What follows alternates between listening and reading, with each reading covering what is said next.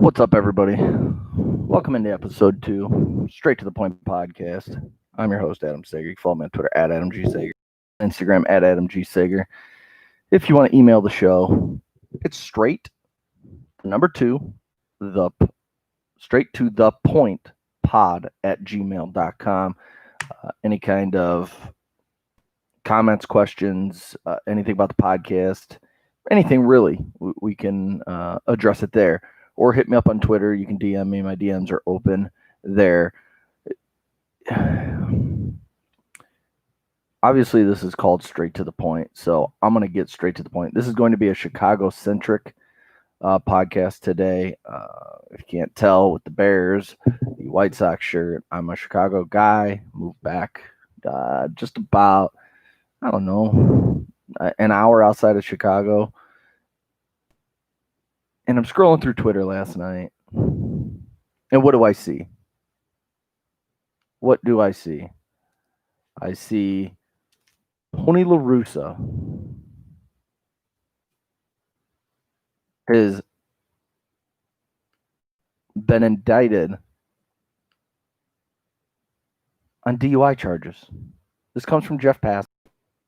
I'm trying to pull up. Yeah, Chicago manager Tony LaRussa was arrested on suspicion of driving under the influence in February and charged with DUI a day before the team hired him, according to court records obtained by ESPN. Think about that. A day before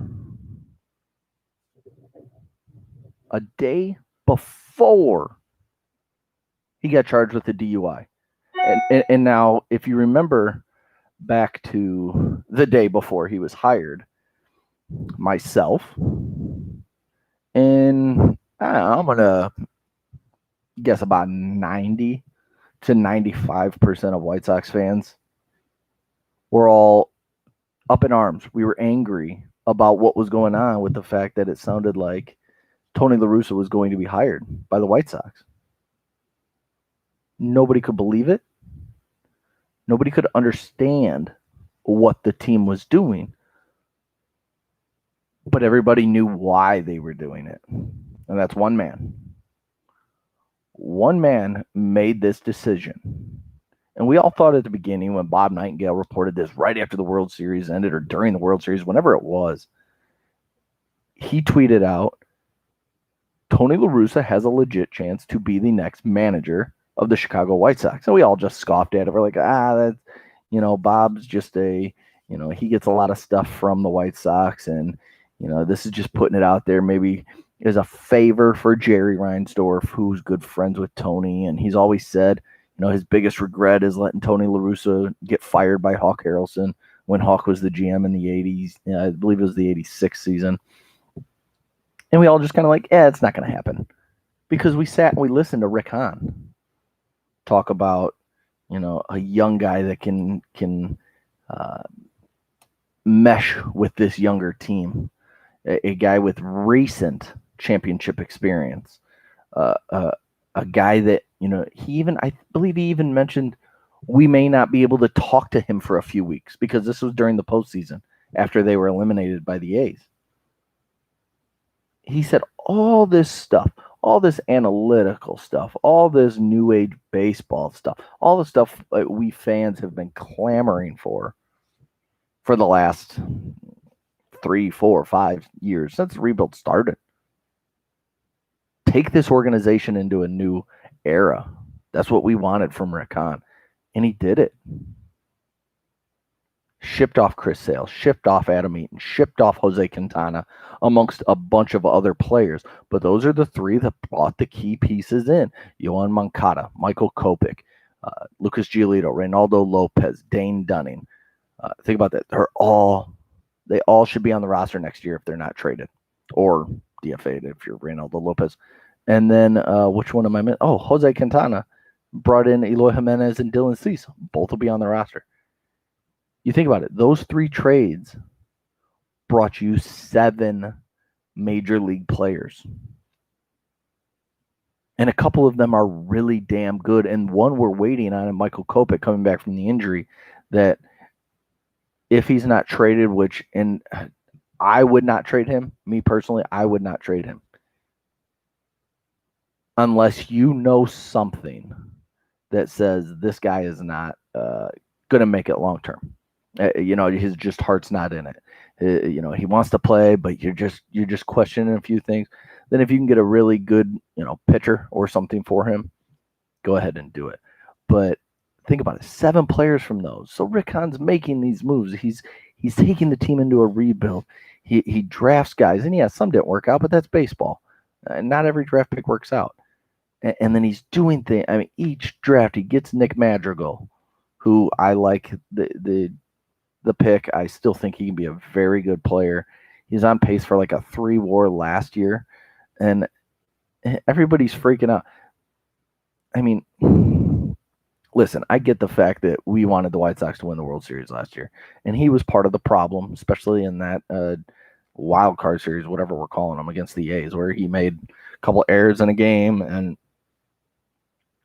But the dude is a legit hitter. He is a legit fielder. You can't tell me he just forgot how to field all of a sudden.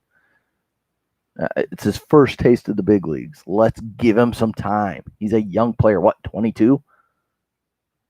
I mean, it's just.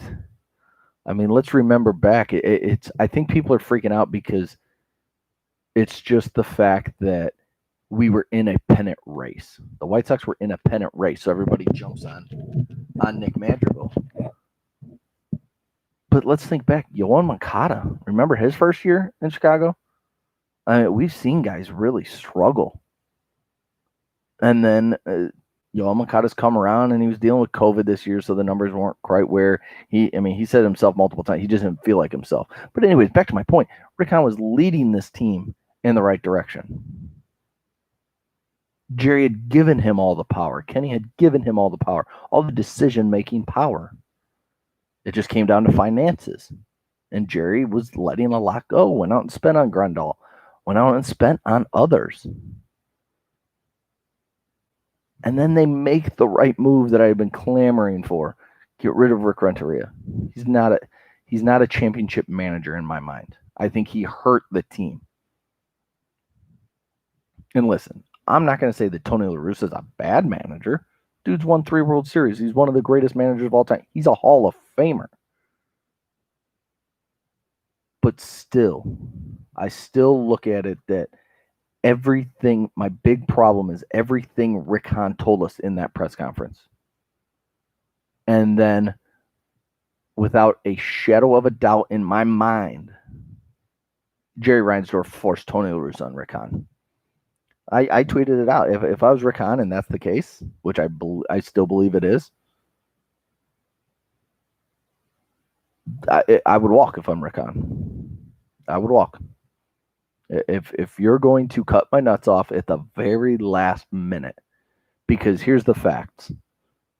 Everything he said, it pointed at 2 guys. A.J. Hinch, former Astros manager that was suspended for the year for the cheating scandal in Houston, and Alex Cora, the former Red Sox manager, former Astros bench coach, who was suspended the year for the cheating scandal in Houston. Well, they were both available the second the World Series ended. I've talked to people who said that A.J. Hinch wanted to manage the White Sox. Wanted to. I mean, if you're choosing, he ends up in Detroit. If you're choosing between the Tigers and the White Sox right now, where would you want to go if you're a manager? Of course, you want to go to the team that's basically entering its window. Last year, they might have got there a second too soon. This year, they're win, assuming Jerry will spend. So Hinch and Cora are sitting right there, and you pass on them for Tony frickin' LaRussa, who, again, is a good manager, but he has not managed in a decade. I mean, he brings this old school mentality, and now I went back. I did not hear the press conference live. I went back and I listened to it. He said all the right things when it comes to, but now we learn. Tim Anderson spoke to, I don't know if it was all reporters. I saw Scott Merkin tweeting it. He hasn't talked to any of his players. No players have heard from him.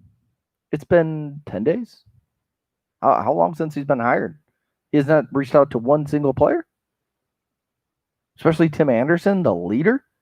He is the leader. He's the guy that we were all worried about when this signing happened. When they hired Tony LaRussa, we all said, what is Tim Anderson going to think? What is Tim Anderson going to think? Because of the past comments from Tony LaRussa. And he said he's excited. And Tim said all the right things because that's the type of guy Tim is. He's a great teammate. He's the leader of that clubhouse along with Jose Abreu. They are the leaders of that team. So he said all the right things. But then to find out Tony has not even reached out to his guys is just so frustrating. So now we find out Tony LaRussa was charged with a DUI the day before he's hired by the Chicago White Sox.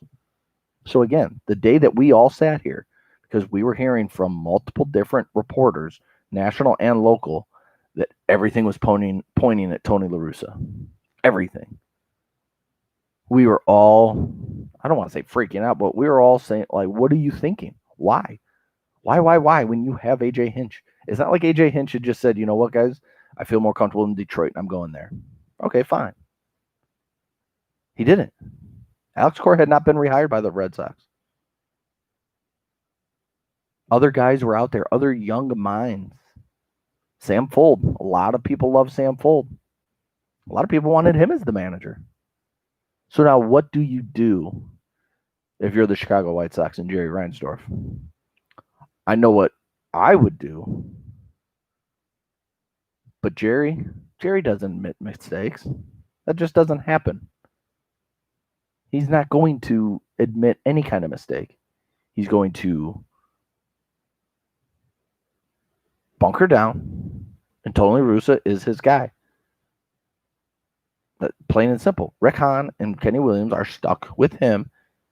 Now all we have to hope for is that Rick Hahn is allowed to spend legitimate money this offseason on pieces like, if it's on the pitching side, Trevor Bauer, Marcus Stroman, Charlie Morton, guys like that. Maybe Jose Quintana comes back is a fourth or fifth starter. On the hitting side, there's George Springer, there's Marcelo Zuna. There's pieces. They do need a right fielder. That's their only hole offensively amongst the starters.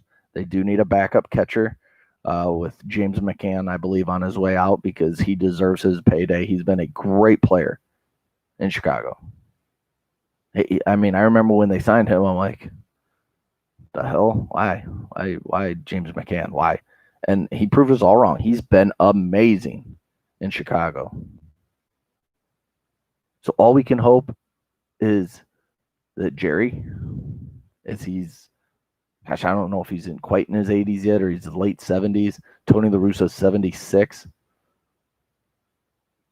Hopefully Jerry opens the pocketbook to spend on these guys to push his team over the hump. They need some relief help. They need at least one top three starter, one legit starting pitcher to go with Keuchel and Giolito. And then you still have youngsters in Cease and Dunning and Kopech coming back this year, amongst some others. I think if you can get one of Stroman, Morton, just cross Morton off your list. That's not happening. If you get Marcus Stroman or Trevor Bauer, if you can spend on them, and they're not the same price range, Trevor Bauer would be much more expensive. But let's just say Marcus Stroman, that's a legit top three starter. I'm not saying he's an ace, but he fits that same kind of build that Dallas Keuchel. He's a veteran. He's a younger veteran though. He's been in the league a long time. He's thrown really well in the past. He gets a lot of ground balls, which the White Sox love, considering the park they play in. If you can get him and then bring in a pitcher that can do both, can be a starter and a reliever, kind of bounce back and forth, help you in multiple ways, kind of be a jack of all trades. I think that's what they need to find. And that's assuming you keep your young starters. Let's just assume that the guys that have started in the past, and Kopech, Dunning, Cease, Lopez, and a few others, that I think, And we had to see what happens with Garrett Crochet. I think he's going to go to the minors and they're going to stretch him out into a starter, which is the right move. And you know what? He probably won't be ready this year, but can he help in a playoff run, like when the minor league season ends? Of course. A guy can bear it down and say, he's thrown this many innings. Say he's at 140 because they're stretching him out, and he comes in and throws 20 over the course of the final few weeks of the season into the postseason. He can help you there. So there's just a lot of young pitching in this organization, but they still need that upper echelon guy, a guy that going into the postseason. Okay, Giolito's got game 1, Keuchel's got game 2, Marcus Stroman's got game 3, or Trevor Bauer's got probably game 1 because he's that good, or 2 with Giolito, and then Keuchel's 3. You can maneuver it however you want, but you have 3 starters. The Sox did not know they had a third starter going into the Oakland series. It ended up being Dane Dunning, and he was pulled almost instantly. They need that third legit starter, and then veteran depth that can maybe help out in the bullpen as well. They need back end of the bullpen help. I think that Alex Colomé is a free agent. Maybe he comes back. I think it was MLB trade rumors had him predicted to come back to the White Sox, or it was somebody else had him predicted at I believe it was a 1-year, $6 million deal. If that's the case, yes, bring back Alex Colomé, but you also got to bring in someone else with him, I think. Bring in somebody, and then you've got a lot, again, more youth. Some guys could be traded, but you still have youth. You still have Aaron Bummer who'll come back and be healthy. You've got guys in this bullpen, but you still need veterans. You still need a legit closer. Maybe Cole Hoyer could do it. Sure. But I would like to maybe start the season with like an Alex Colomé or someone like that. I don't think they'll go out and get Liam Hendricks. I just don't think they'll spend on that, considering the young talent they have, and more guys coming that I believe can help in the bullpen. But there's a lot of different things that the White Sox can do, and I think that overall, as frustrating as it is to see this Tony LaRussa news, because it's very frustrating. We're just going to have to deal with it. People are going to laugh, rightfully so. And you just hope this team, with all this talent, because they're only going to get better. Eloy Jimenez is only going to get better. Luis Robert is only going to get better, which is scary, considering that first half he had. Now, the second half was, hopefully they figure out what was going on there, but he's going to be fine. Gold Glove center fielder officially, and I believe he finished second in Rookie of the Year voting. Dude's going to be a superstar. Dude is going to be a superstar. Then you got Moncada coming back fully healthy, get his body rested, get over the COVID. Tim Anderson has turned into a superstar. There's no questioning it now. Back-to-back years of great play. He is going to be there. Jose Abreu, most likely your AL MVP, I think. I know some have it the other another way, DJ LeMahieu, but to me, I'm a White Sox fan. It's Jose Abreu. He was amazing this year. And then you got Grandal, and just go down the lineup. You just need that right fielder. And we still don't know who that is. It going to be, do they go big for George Springer? Do they go smaller for a Jock Peterson, which a lot of people like? And I don't mind that. Hey, if Jock Peterson's hitting 7th or 8th in this lineup, and he's, you can platoon him with Adam Engel, who's a great 4th outfielder. I don't know that I agree with many that say he's a starting right fielder, but I do believe that he's a legit platoon / great 4th outfielder. Play anywhere, play great defense anywhere. And as he showed last year, he's got some pop in his bat. He can hit. So that's a guy that you love to have. And then you got the bench, and as I mentioned, you're going to have to figure out the backup catcher, what you want to do there. and they do have, I guess, technically, they have a hole at DH. I wasn't really thinking about that. Well, it'll be interesting to see what they do. Some names have been mentioned. What about Michael Brantley? Could him and Eloy Jimenez kind of tag team DH in left field? Maybe Michael Brantley plays a little more left field, assuming health, and then Eloy can DH because it's an adventure when Eloy Jimenez is out in left field, from falling into nets, missing fly balls, Luis Robert cutting in front of him to catch fly balls when it's straightaway left field. It's an adventure out there. Michael Brantley played a solid left field this year in Houston. Trust me, I watched most of it. Michael Brantley is a professional hitter who would fit perfectly, does not strike out a ton, would fit perfectly in this White Sox lineup.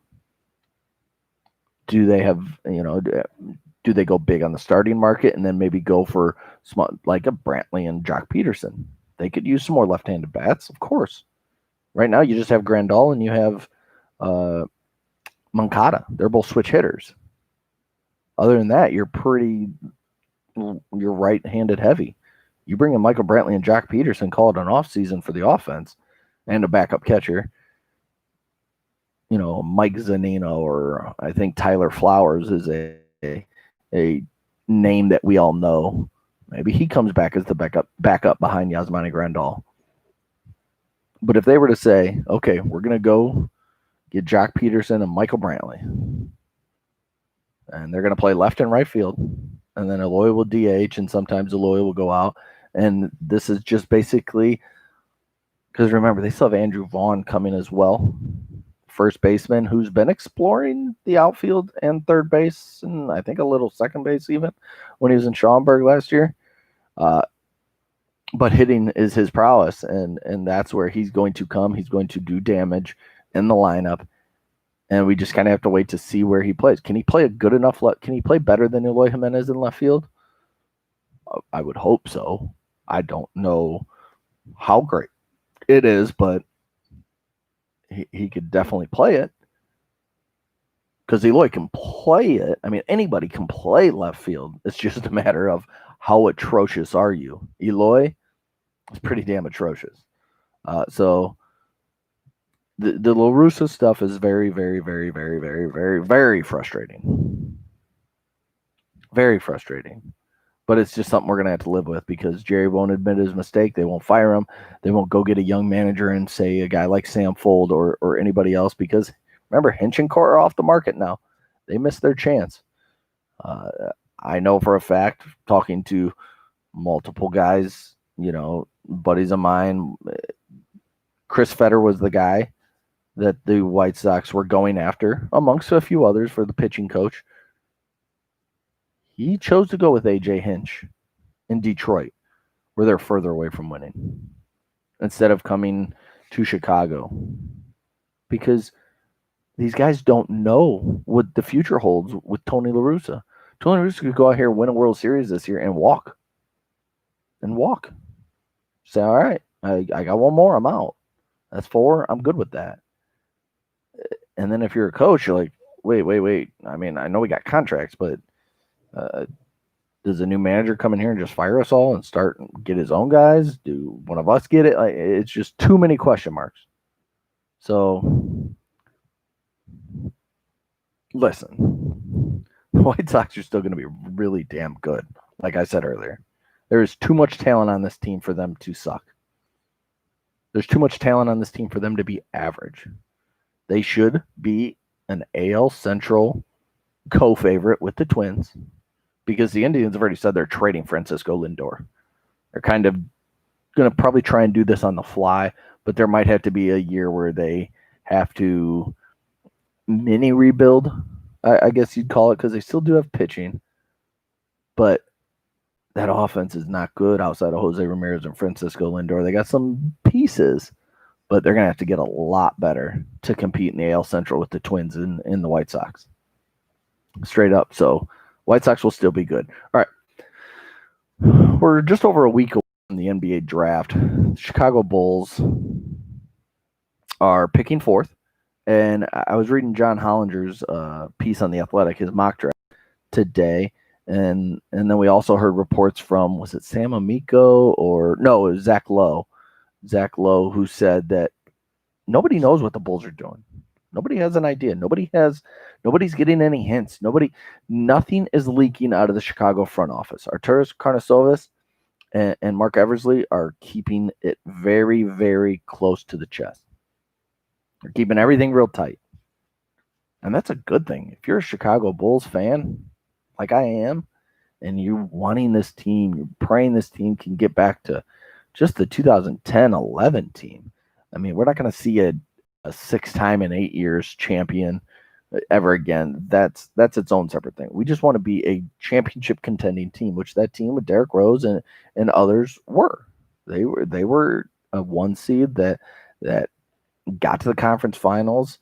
Now they need to get over that hump, and they weren't able to because then the injury hit, Derrick's knee, and then it just Joe Kim's feet, and things just snowballed there, and it led to this change in the organization where they had to change everything around. They had to rebuild, and now they got this roster that is just funky. It's just a funky roster they've put together here, and it's just, I don't know where they go here. I don't know. John Hollinger said in his piece, how about this trade? And this is assuming LaMelo, say James Wiseman goes 1 to Minnesota to pair with Karl Anthony Towns, D'Angelo Russell, or Charlotte trades up to 1 and takes James Wiseman to be the centerpiece of that team. The Bulls and Warriors could swap 2 and 4, and then swap Kevon Looney and Wendell Carter Jr. So the Bulls could get LaMelo Ball. Listen, I want the Bulls to get LaMelo Ball. Everything I've read, I just read as much as I can. Have I been able to sit and watch him? No, he's been playing in Australia. No, but I've watched a lot of highlights, and I've read all these draft experts, all these basketball experts that watch these guys. Go to Australia and watch these guys. Go over to Europe and see Denny Abdia and other guys like that. So I just listen to them. I listen to podcasts. I listen to different things. And I've come away that LaMelo Ball has the highest upside, and that's what you have to go for in the NBA draft. You have to try and find the superstar. You have to find the superstar. Anthony Edwards, I don't know that he's a superstar. I think he can be a, like a 18 to 20 point per game guy and be a starter in the league for sure.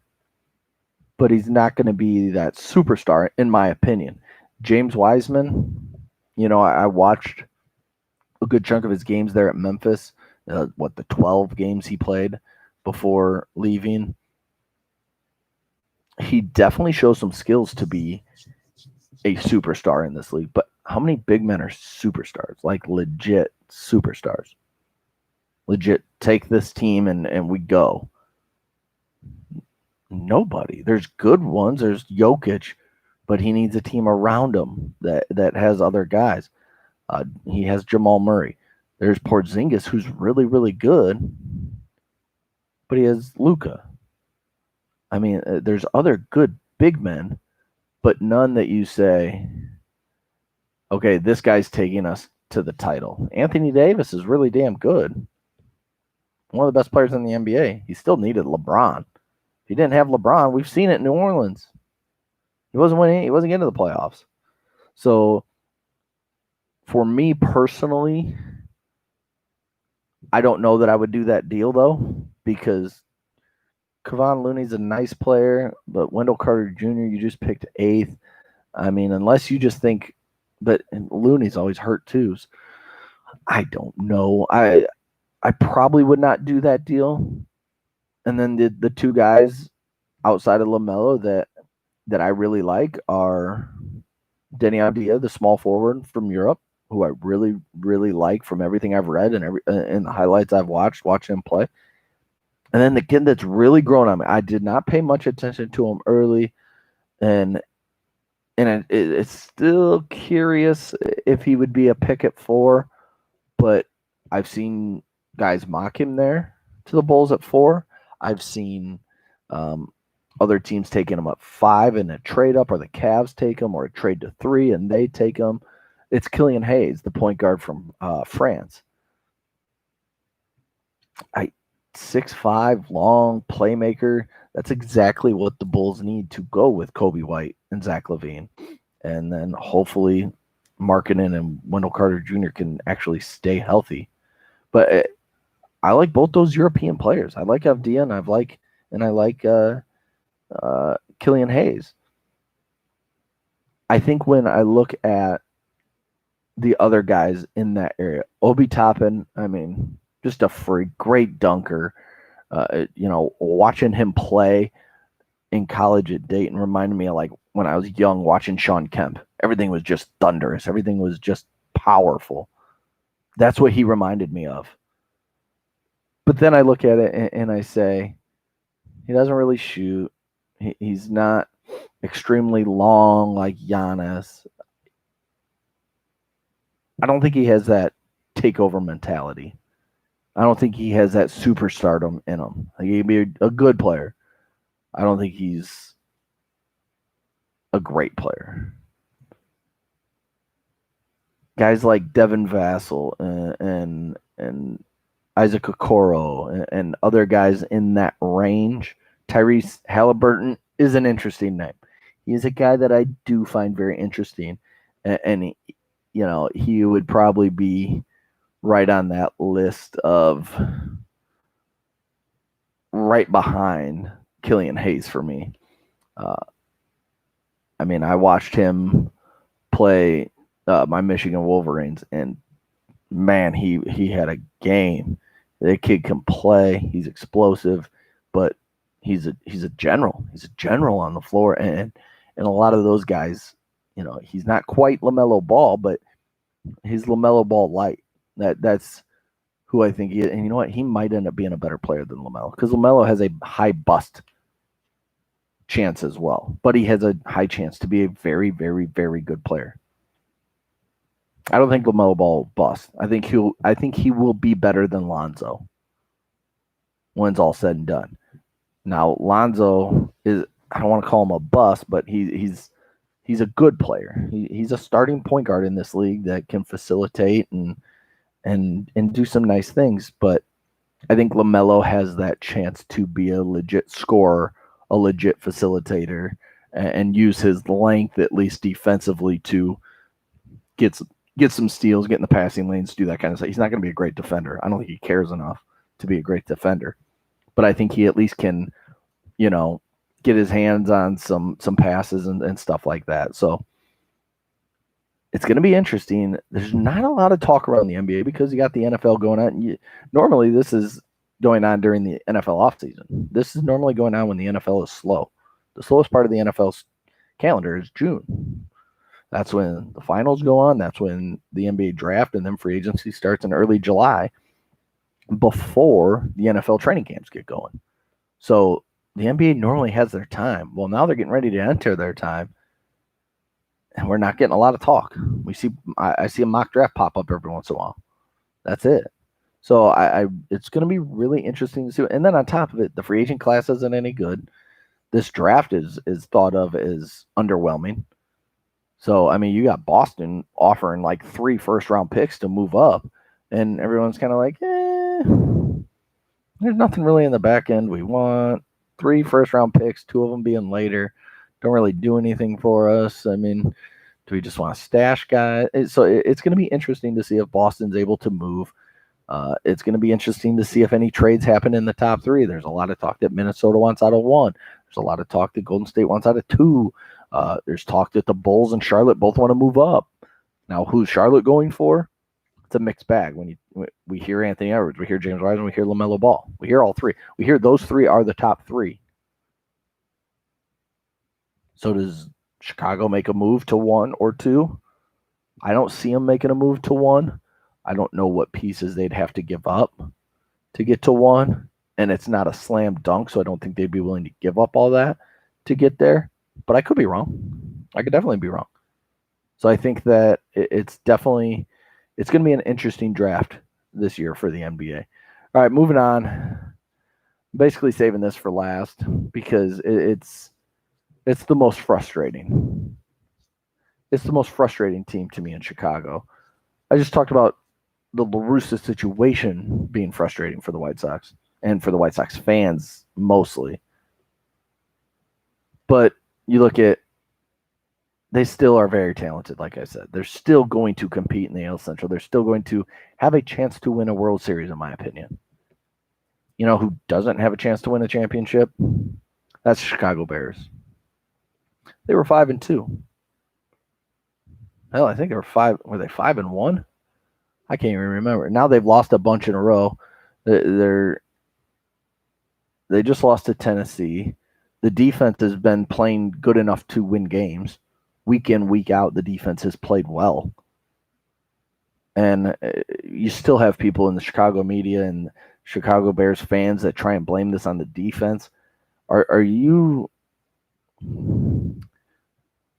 want to put this nicely, but if you blame anything on the defense, like saying, yeah, defense has cost them 3 games, 3 of the last 4 games, then I'm sorry, there's only one way to put it. You're stupid. Like, there's no other way to put it. You cannot look at these Chicago Bears games and be like, yep, offense did everything they needed to. I mean, they were legit. They're putting up points, and the defense just gave up 37. It can't happen. Then I agree with you. That doesn't happen. Nick Foles, I don't know how.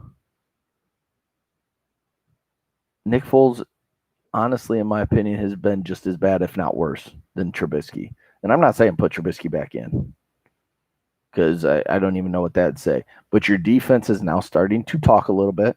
Being like, hey, we did our job. I mean, we did our job.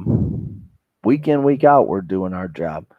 We can only control what we can control. Well, if that starts happening, the Bears have a lot of questions to answer this offseason. The main ones are going to be, is Ryan Pace back?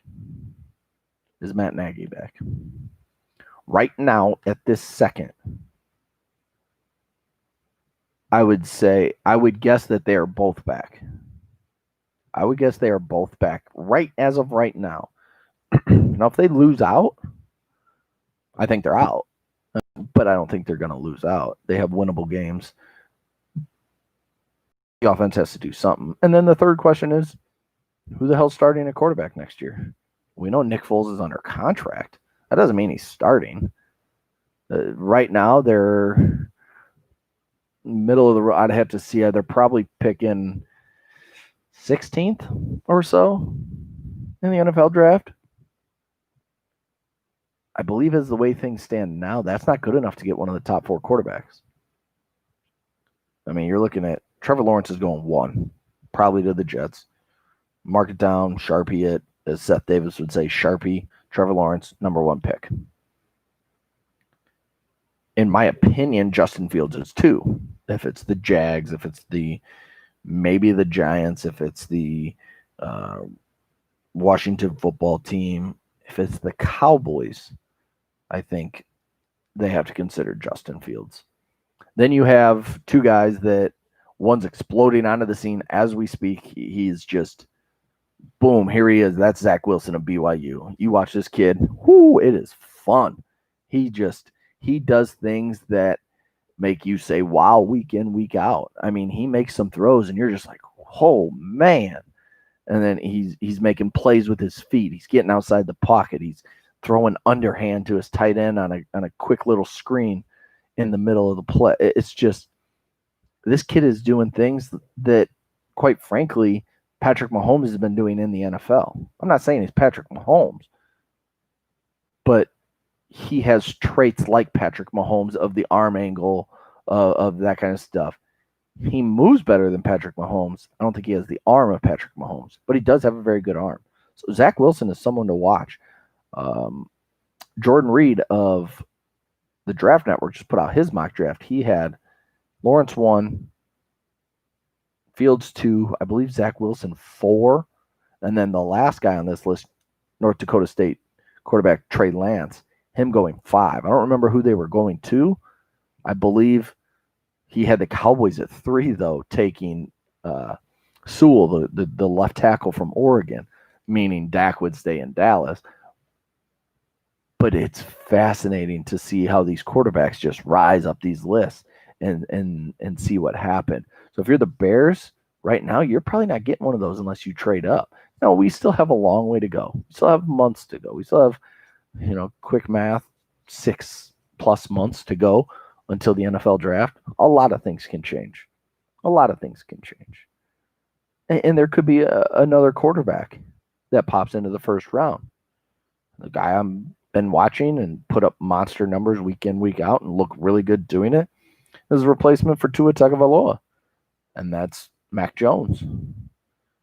Very frail, very long, very skinny body.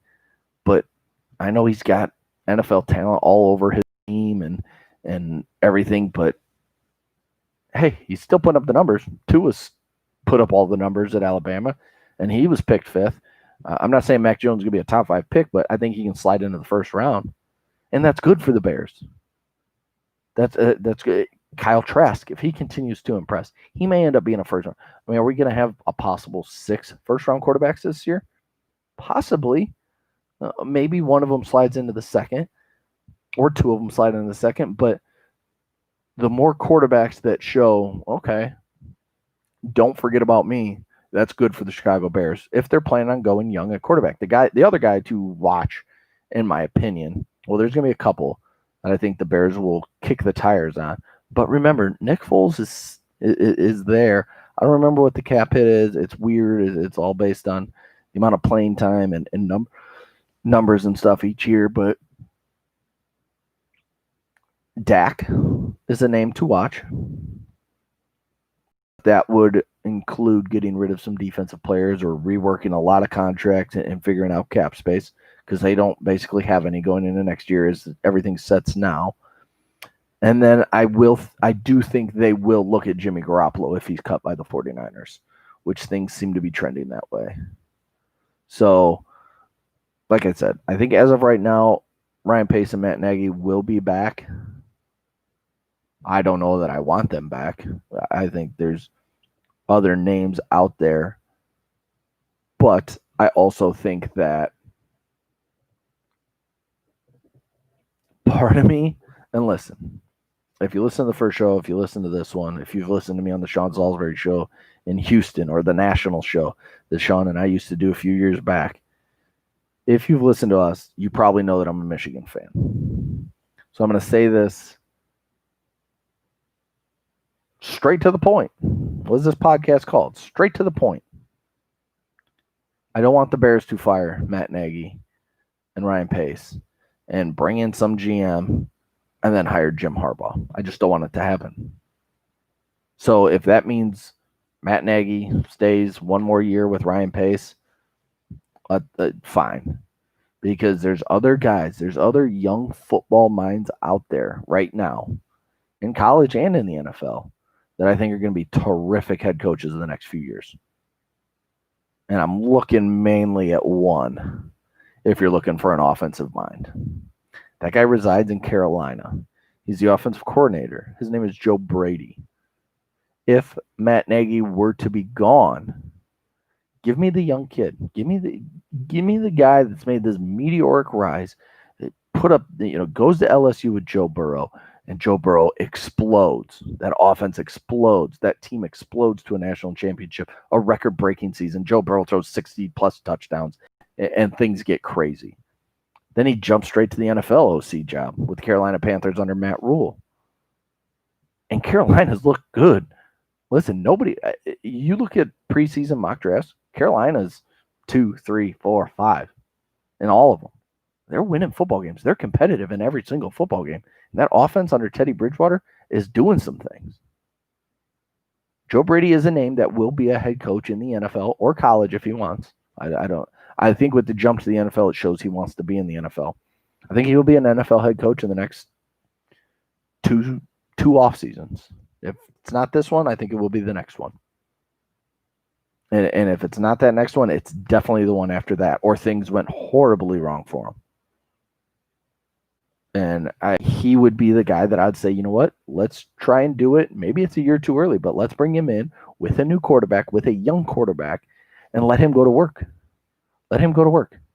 If you don't think Matt Nagy's the guy, you don't think Ryan Pace is the guy, then bring in a guy, find a great, there's a lot of great front office minds out there as well.